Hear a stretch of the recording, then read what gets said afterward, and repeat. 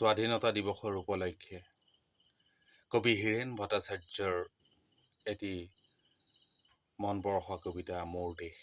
এই কবিতাটি দশম শ্ৰেণীত পঢ়ি থকা অৱস্থাতে আমি পাইছিলোঁ। কবিতাটি মই আওৰাবৰ বাবে চেষ্টা কৰিছোঁ। যদি ভুল ভ্ৰান্তি হয় আপোনালোকে মাৰ্জনা কৰে যেন। মোৰ দেশ, মোৰ প্ৰাণৰো প্ৰাণৰ, মোৰ গানৰো গানৰ মোৰ দেশ। মোৰ প্ৰতিটো কথাই, মোৰ প্ৰতিটো চিন্তাই এই দেশৰ বুকুত ৰচে শইচ সোণোৱালী ভৱিষ্যতৰ সপোন। মোৰ জীৱনৰ আহে আহে, মোৰ যৌৱনৰ কোহে কোহে সেই সপোনৰ কলৰোল।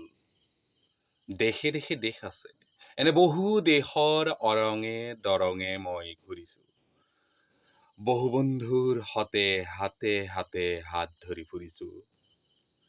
কেতিয়াবা সাগৰ পাৰত, কেতিয়াবা খেজুৰ তলত, নতুবা পাহাৰতলিত খন্তেক জিৰাইছোঁ। বন্ধুৰ হতে প্ৰাণ খুলি প্ৰাণৰ কথা পাতিছোঁ। তাৰ পিছত আৰম্ভ কৰিছোঁ নতুন যাত্ৰাৰ। এনে বহু যাত্ৰাৰ শেষ মোৰ দেশ, যাৰ বুকুৰুমে মোক দিছে ভাল পোৱাৰ আনন্দ, যৌৱনৰ প্ৰাচুৰ্য আৰু জীৱনৰ নতুন অৰ্থ। এই দেশৰ প্ৰতিটো পুৱাই মোলৈ লুকুৱাই আনে ঐশ্বৰ্যৰ বিপুল সম্ভাৰ। প্ৰতিটো সন্ধ্যাই বৈ আনে স্নিগ্ধ ফুলৰ সুবাস। প্ৰতিটো ঋতুৱে মোক দি যায় জীৱনৰ আশীৰ্বাদ। এই দেশৰ বাবে মই জীয়াই আছো। এই দেশৰ বাবে মই জীয়াই থাকিবলৈ মৰণ পণ কৰিছো।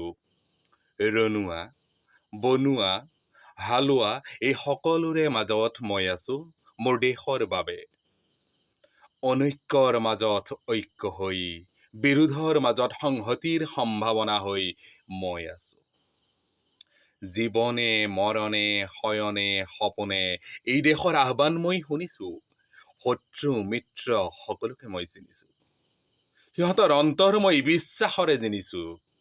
শান্তিৰ চৰাই জুৰিক আজলি ভৰাই মই দিছো।